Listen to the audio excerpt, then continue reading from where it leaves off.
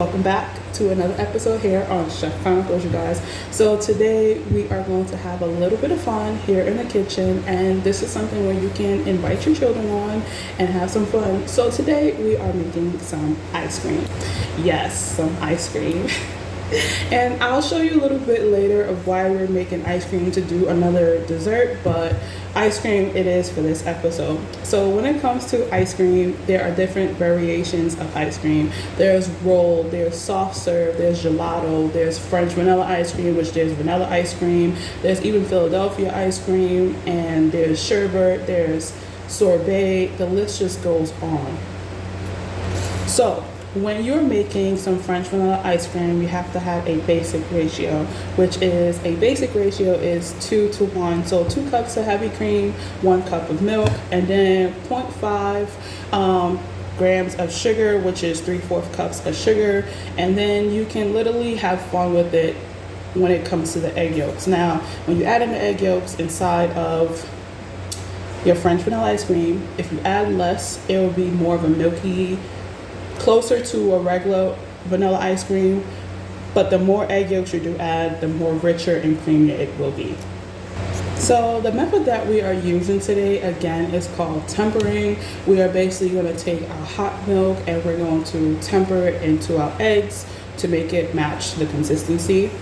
If you really watched one of my previous videos, we did this tempering technique at least twice when it came to creme anglaise and also making pastry cream. And lastly, the French word is called glace. So the list of ingredients, I kind of gave it away a little bit of what it is, but I'm going to tell you anyways. So in a cup, I had 3/4 cups of sugar, and I definitely divided it. So in this bowl, I definitely have a 1/2 cup, and in another bowl, I have 1/4 cup. I just separate it like that just because of my preference, but you can do it however you like. But also in this bowl, I do have my egg yolks. I have a total of 5 egg yolks, and you know, like I said, the more egg yolks you add, the more richer and creamy it will be.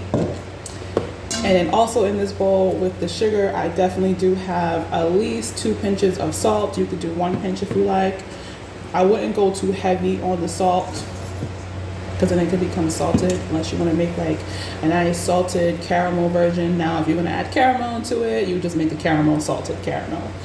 Now, in this bowl, I definitely have a ratio of a 2 to 1 cups of heavy cream and milk. And then I also have in a tablespoon of vanilla extract. You definitely can use a 1 vanilla bean if you have it and just put it in the milk. So now that we got all our ingredients, we're going to go ahead and get started. Before I get started, I do want to mention that if you do have an ice cream maker and you are using an ice cream maker and your ice cream maker is recommended that you put it in the freezer, I definitely would recommend that you do that before you get started onto this process, so that way it's nice and cold. Give it some ice cream makers say 24 hours. Definitely do 24 hours just in case, and definitely have some ice cubes and an ice bath because we are going to need that as well.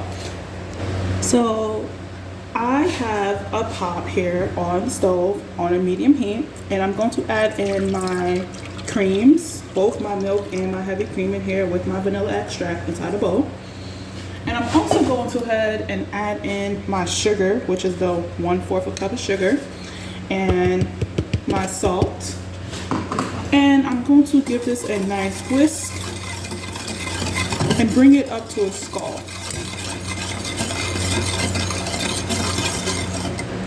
A scald is basically just heating up the milk to 185 degrees, which could take anywhere between 3 to 5 minutes, depending on your heat level.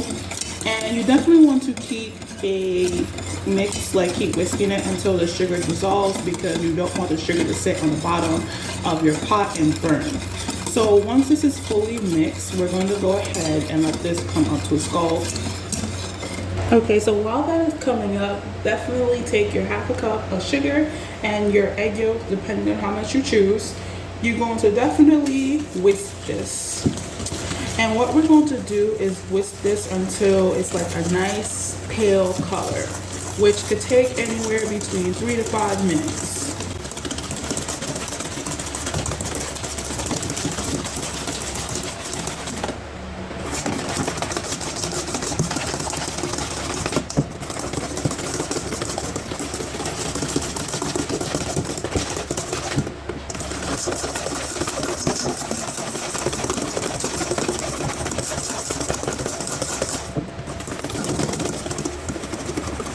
Okay, so it's been about 3 minutes, and this is the color that you're looking for. It's nice and light and pale.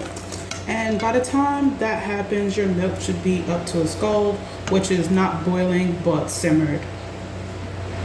Okay, in the meantime, if your milk is not to a scald or hot, you definitely could get your ice bath ready and set it to a side.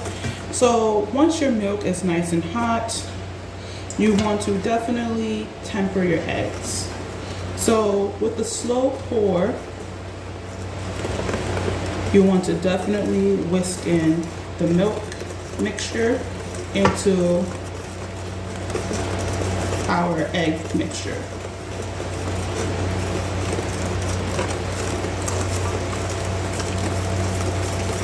And you could definitely put like a towel on the bottom of the bowl so that way it cannot move, or if you're using your kids, this would be a good way to let them be involved, to let them help you hold the bowl while you pour, or let them whisk, whichever you choose.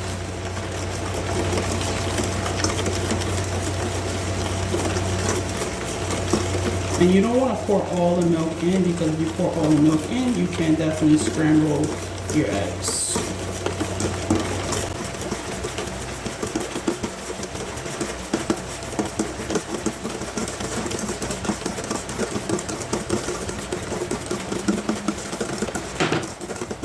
Okay, so once you add all your milk mixture inside, you definitely can go ahead and add it back to that same pot that you have the milk in.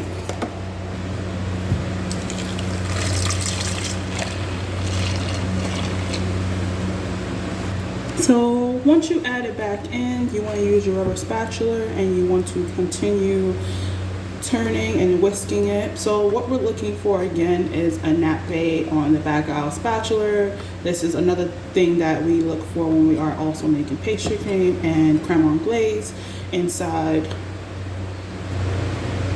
the pot. And as you look at it, it can be creme anglaise. This can take anywhere between 4 to 8 minutes to do, depending on how high your heat is. Don't do it too high. Medium to low is the best thing to go when you are making any type of egg mixture or custard base.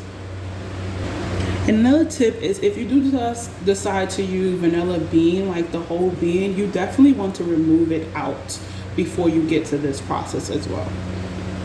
Okay, so it has lightly reached a nappe consistency. I don't want this mixture to boil at all. So definitely we're going to take off the heat and we're going to go ahead with the next process. So I know you probably couldn't see because of the steam, but if you take the spatula, it's like nice and lightly coating. That's what we want. We don't want it to boil. So it can take, depending on how high your heat is, but like I said, medium to low, it took me at least 10 to at least 15 minutes to get this consistency of a nappe color. So the next thing that we're going to do is strain this mixture. We want to make sure that this mixture is nice and smooth when we are making our ice cream. So once it comes off the heat, we don't want to have any like lumps inside here or anything. So go ahead and take your ice bath water and your strainer and just pour it over.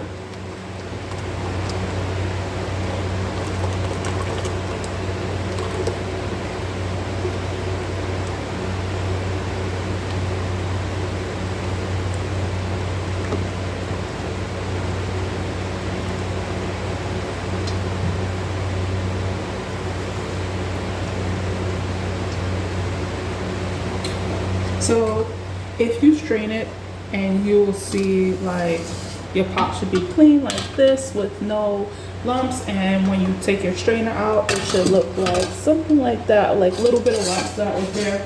That was just basically letting us know that it was starting to thicken, and basically French ice cream comes off as creme anglaise. So we're just going to cool it now at room temperature on our nice ice bath until it's nice and cool. Once it is cool to touch, we're going to take it and cover it with some plastic wrap and press it on top of it. And I'm going to show you that in a minute. and then put it in our fridge. You can let it cool for at least 3 hours before you put it in your ice cream maker, or you can do overnight, which is what I like to do, just to have the flavors maximized.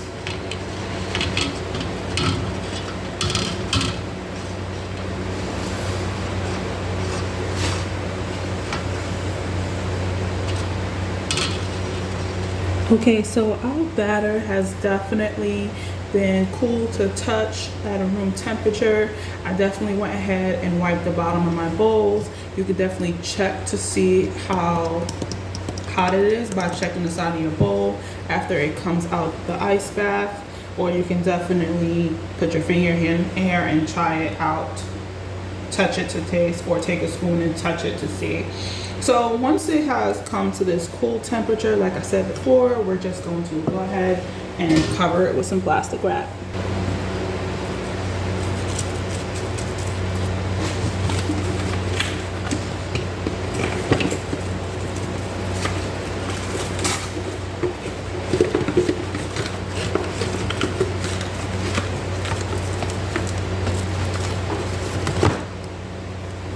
So I did 2 layers of plastic wrap, one to cover up the base of the ice cream, so that way, just in case it gets a skin, it avoids getting that skin. It's just nice and smooth once I pull it off.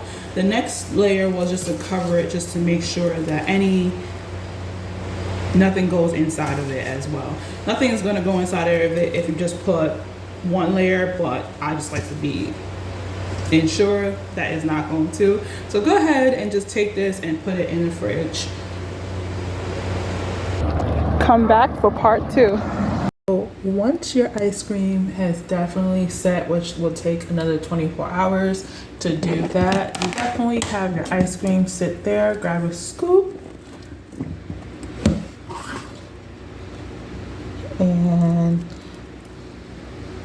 you have your nice creamy homemade ice cream.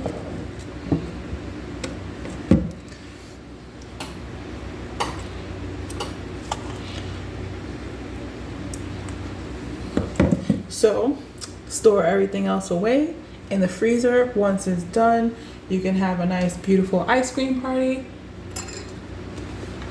and enjoy. So don't forget to like, share, and subscribe for more content. Peace.